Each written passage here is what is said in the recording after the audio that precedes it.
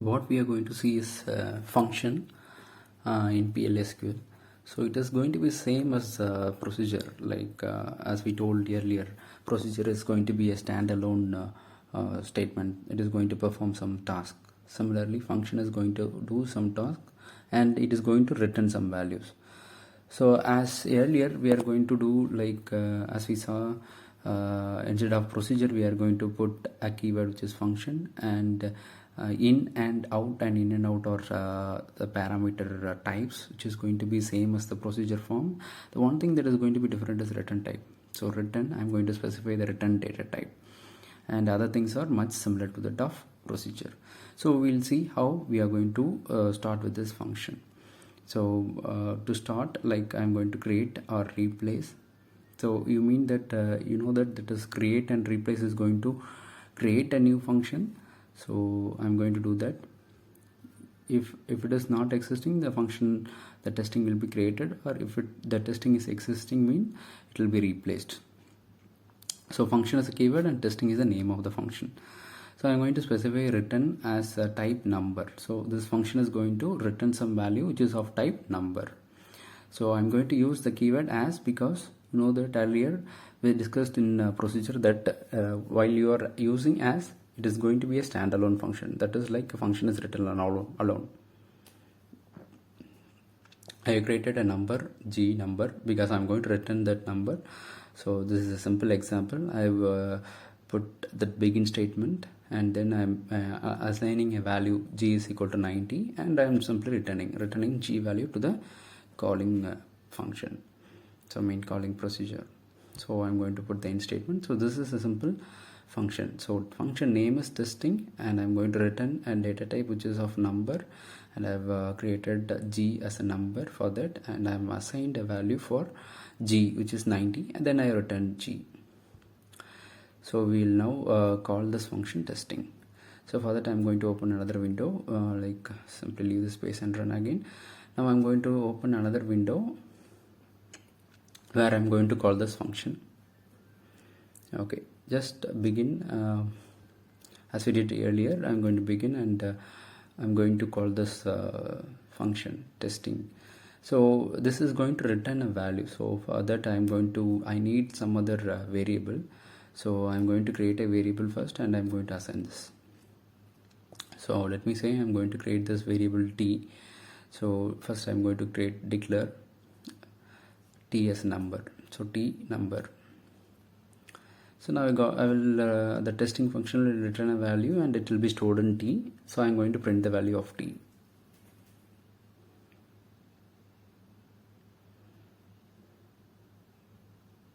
Okay, so you can run and check. Okay, I missed this output. It is dbms underscore output. Okay. So now we can see that the testing function has been called, and it has written a value 90, and it has been stored in the value t. So I am printing the value of t.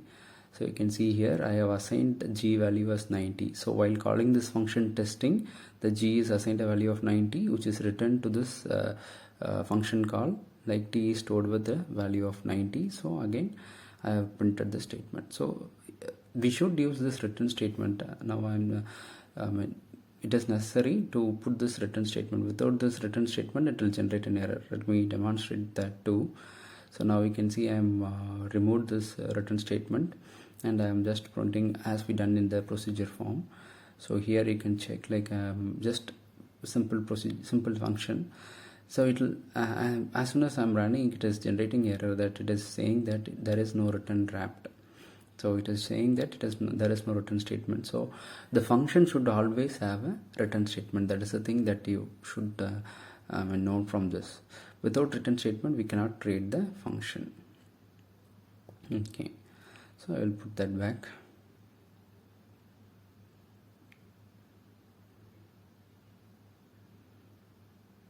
So now we'll check with the parameters. We know that there are three types of parameter. One is in, and other is out, and another is in or out. So this we have demonstrated previously too. Now we will go with the functions parameters. The first thing I'm going to do is I'm going to create a in parameter. Say t is a parameter name and in is a type, and I'm passing number as a data type for the t variable. In is for assigning, getting the value from the calling function, and it will be used here. So what I'm going to do is I'm going to create a number which is c number, and I'm going to assign the value of t to c. Then I'm going to print that value or return this value. So I'm going to do simple addition just for the namesake of the program. I'm going to return c. Okay, now we'll go to the calling function. You know that t is a variable that has been obtained from the calling function. So I'm just running this function.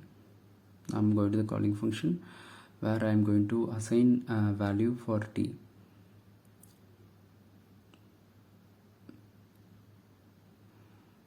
Let me put some number 20. So this 20 will be sent to the calling function, which is for the testing function. Testing, while calling testing, I am sending a value which is 20. So now you can see that the output is 30 because I have added 10 with the 20. So the t will get the number 20 and the c will be assigned the value of t, which is 20, and I am adding the 20 with 10 and I am returning the value of c, that is 30. So this function, that t will get the value of say 30 from this function. So it is t and t, so it is confusing. I'm changing this value to y. So you can see now 20 is being sent to this y, and y gets a value of 20, and the y value is assigned to c, and c is equal to c plus 10, which is 20 plus 10, which is 30. Now I am returning c. You can see here there is a testing function. While calling this test function, it will increment 10 with 20, and t will get the value of 30. So I hope you understand. So I'm getting the value of 30. So this statement, like, we cannot assign the value, because it is in statement. Already we have discussed this in the procedure call.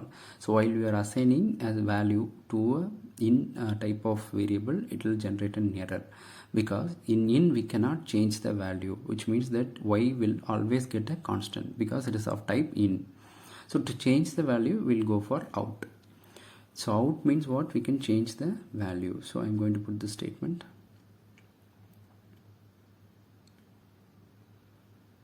Okay, so y is equal to, or I can go to the calling function. So y is equal to, I'm generating some new number, say 80. So I assigned a value, y is equal to 80.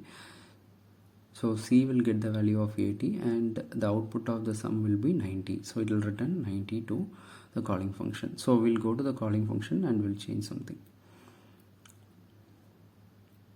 I cannot give number here directly, so I have to pass a variable name. You know why?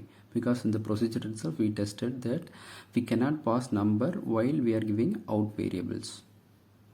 So for namesake, I am giving another variable like b number. So here I am generating b. We need to know the difference between out and return. So that is why I am declaring the another variable. So here I am giving like output of t and b. Okay. So the t is passed to testing, and b will get the return value from testing. Okay. I hope you understand. So now we'll run and check. So the t will be assigned to y. So y is assigned a value of 80. So t will get a value of 80. Then c is assigned a value of y, and it is incremented. So c will get 90. We'll check again. We'll run and check. Just leave a space and run again. Okay, now function is created. So we'll go back and we'll explain that. Okay, we'll run this too. Okay, just leave a line space and just some compiler issues. You see here the t is received a value of 80 because y is assigned a value 80. The b is given a value 90. See here, y is assigned a value 80. Y is an out type. So while you're calling testing of t will be sent to y, and since y is of out type, y is assigned a value of 80 means y and t will become 80. And then while you are calling that function, there is a sum, that is c is equal to c plus 10. So 80 plus 10, which is like 90, which is being stored to say b. It is for clear explanation, I'm splitted this window. You can check here. B testing of t, when testing of t is called, the t is assigned to y. Okay, so the y gets the value assignment of t. So when y is assigned 80, the value is sent to t, so t will get the value of 80. And again I am assigning y to c, and c is equal to c plus 10. So this function testing will return a value c, because I have written a return statement which is like return c. So this c value will be returned to b. In the next window you can see that b is equal to testing of t, so the c will get the value of, b will get the value of c. So it is clear that the first thing t will print 80, and the next thing the b will get 90. So next thing is I'm going to change it as in and out. So y is sent as a in and out. So now I'm going to I can assign a value for y, as well as I can send a value of y to the calling function too. So there are three things that is to be considered: in or out and return as well. So we'll clearly see what it is happening. So now just I'm calling just you can run again. Function will be created, assigning the value of 40, so which is not accepting, because I cannot send a value of 40 directly. So instead I should use some assignments. So let me assign a value for t first, because b is equal to testing of 40 means it is returning that 40 cannot be sent.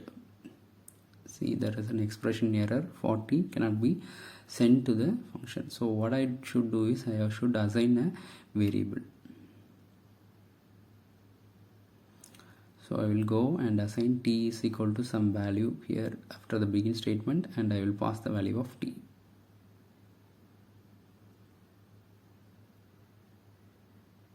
Now b of testing is of t. Okay, so for clear explanation, what I'm going to do is I'm going to print the value of t 2 times. One is before calling the function, and one is after calling the function. So before calling the function, t value should be 40.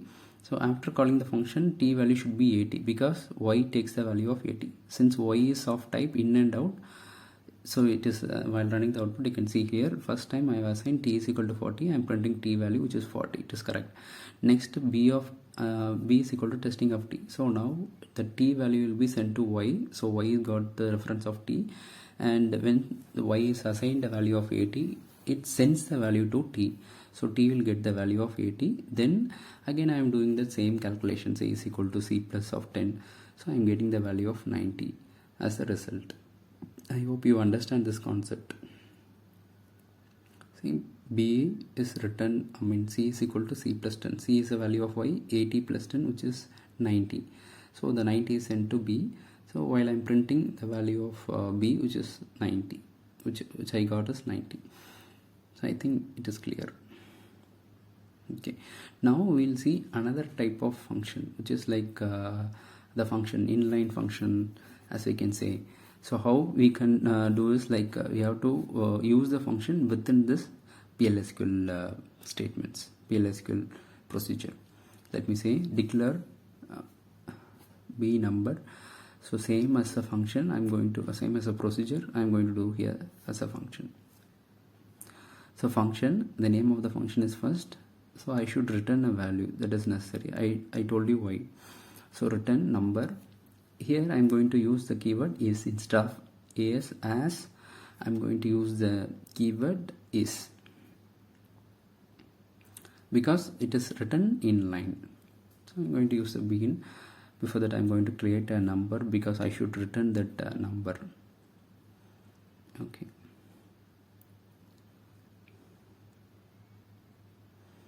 Just I'm going to declare and assign a value, and I'm going to return. For a demonstration purpose, this is a simple example. just assigning a value of a to z and returning a z. Then I'm going to begin and I'm going to call the function. So this function will return a value, so I should assign a number to this. For example, I have created b. I can use this. B is equal to first of, so which is going to return me the value, say 8. I'm going to print that b. dbms underscore output, I'm going to print the value of b, because the b will receive a value from the function first. As we told, like we can as we return number from the function first, it is stored in b and it has been printed. So just run and check. So first function first, return type is number. I use the keyword is instead of as, and then like I begin with I have just assigned a value and then I call this function. So cset will store in b and it will be printed. Just leave a line space, some compiler error. Okay, you can see clearly that the output is being printed. So I hope you understand this concept. If there is any doubt, just put it in the comment section. Thank you.